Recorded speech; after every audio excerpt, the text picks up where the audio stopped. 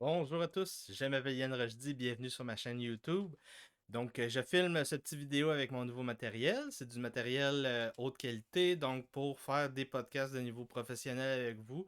Comme je vous l'ai dit depuis le début de mon aventure sur les réseaux sociaux et sur Facebook, sur YouTube, toutes ces plateformes-là, le contenu que je produis, dans le fond, le but c'est toujours construire de plus en plus grand, de voir de plus en plus grand, être capable de cerner les enjeux d'actualité toujours et de faire ça en proposant une approche médiatique qui est différente de ce qui est vu dans les médias traditionnels, les médias de masse.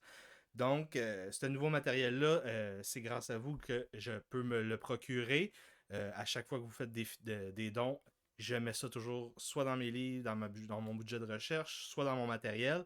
Et là, grâce à vous, je peux faire mon upgrade. C'est ce que j'ai fait avec ce matériel-là que je teste dans cette vidéo. Ça, c'est la première chose que je voulais vous dire. Ensuite de ça, je reçois souvent comme question en privé, j'aimerais ça t'aider, parler de toi aux gens autour de moi, mais je ne sais pas comment approcher ça, comment te présenter. Les gens vont avoir peur souvent. Et là, qu'est-ce que vous pouvez faire? C'est simple. Là, je peux toujours parler de ma biographie, de dire où ce que je viens, j'ai grandi en ville, blablabla, j'ai déménagé, j'ai eu des problèmes quand j'étais jeune, j'ai eu des problèmes adolescents, des problèmes dans ma famille, blablabla. Mais tu sais, ça fait très down là, de parler de tous ces problèmes-là.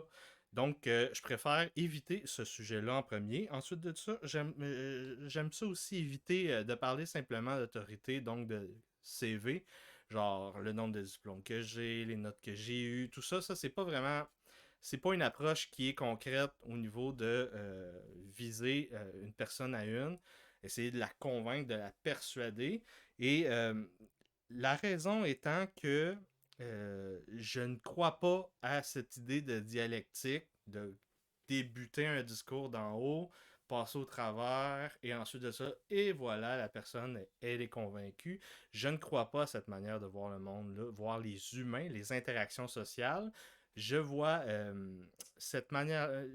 Je préfère regarder les gens en tête à tête. Vous savez, Épicure avait une approche qu'il appelait sa canonique.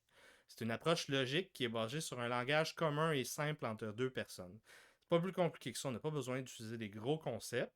Je vous parle de canonique, mais c'est simplement canon, c'est des lois logiques de base, c'est juste des principes. C'est pas apprendre ça par cœur et là, c'est fait. Non, c'est juste simplement de. euh, c'est une méthode. Donc, c'est comme la méthode empirique, la méthodologie scientifique. Donc, quand on essaie de prendre la personne en face de soi avec un langage commun, eh bien, c'est ce que je fais moi. Ma méthode, c'est pas la dialectique, c'est tout simplement de redescendre sur le plancher des vaches avec la personne. Donc, le langage commun, c'est la clé. Et ensuite de ça, là, il faut qu'on comprenne quelque chose. Dans les sciences et dans le monde actuel, tout est devenu tellement complexe.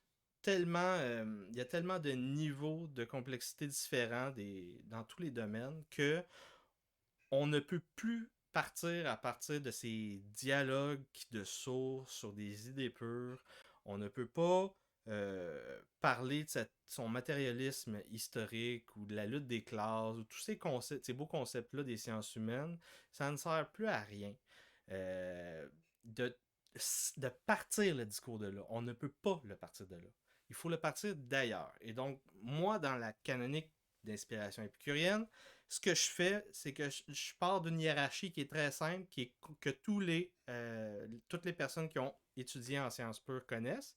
Donc la hiérarchie, c'est quand on essaie de décrire le monde, décrire l'univers, on commence par une cosmologie, une physique, une mathématique. Donc ça, c'est le premier thème.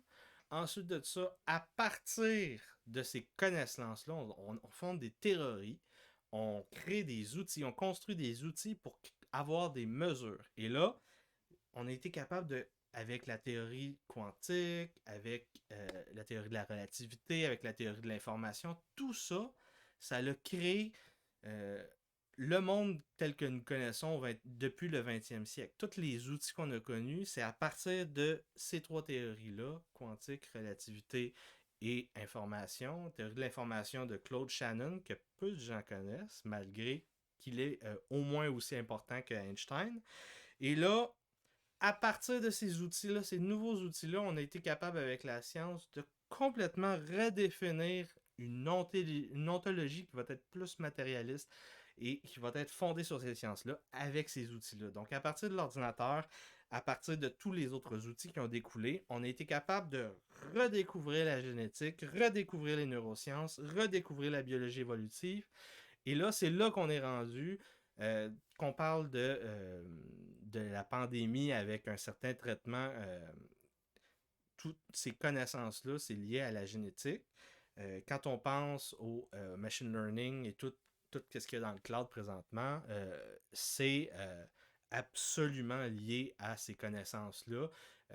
On a été capable d'une certaine manière, de copier certains processus mentaux qu'il y a dans notre tête et en faire ce qu'on appelle les neural networks dans les plateformes. Et là, à partir de ça, on a redécouvert ça. Et là, quand on est capable de faire la physique, l'ontologie, et là, on passe à comment interagir en société. Donc, en gros groupe d'individus dans une ville, dans une région, dans une nation, dans un continent, sur la planète. C'est toutes des échelles différentes. À chaque fois, on grossit l'échelle. Et là, donc, on peut faire ça. On peut faire une éthique, une politique, une esthétique, une diététique, une médecine, une économie. Parce que vous savez, à l'époque antique, il y avait tout simplement trois sciences au niveau de comment on prenait soin des gens. Donc, c'était l'économie du foyer, la diététique selon les saisons, selon sa constitution, selon ses problèmes, et donc la médecine, c'était les trois sciences de l'humain. Et là, on en a plus. Et c'est pour ça que plus le monde est complexe, plus on a besoin d'interagir euh, avec des gens qui vont jouer comme liant, qui vont intercéder pour analyser de l'information complexe et en faire des résumés qui sont plus vulgarisés, prennent moins de temps à faire. C'est pas tout le monde qui doit lire tous les livres. On ne peut pas tous les lire. Donc, il faut tout le temps miser sur des gens. Et c'est là que j'interviens. Je ne suis pas un journaliste. Je suis un chroniqueur. Je suis un essayiste. Je fais des podcasts.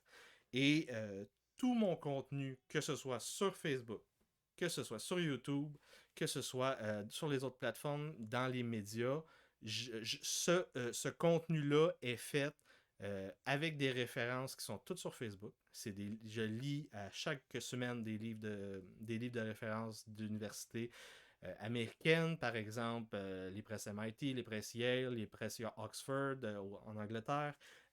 Donc, je suis toujours en train de rechercher des nouvelles sources et je ne fais pas que me baser sur un livre en particulier, je lis tout.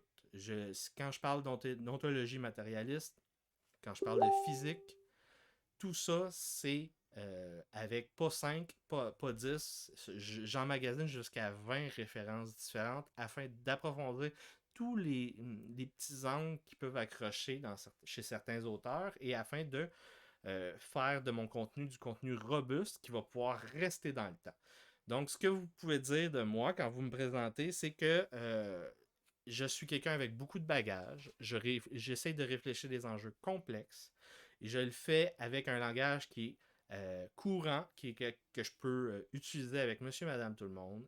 Et je fais ça pour vous, avec vous, sur ces plateformes-là. Et c'est ce qu'on appelle la démocratisation de la culture, de l'enseignement, des connaissances. Nous n'avons plus besoin d'aller à l'université afin d'avoir ces papiers encadrés-là et vous pouvez apprendre à vous diriger dans ce monde compliqué-là, apprendre à mieux prendre soin de vous et apprendre à mieux comprendre les gens autour de vous avec des contenus comme le mien et c'est ce que je veux continuer avec vous. Donc, bienvenue pour la deuxième année en direct de la Révolution culturelle.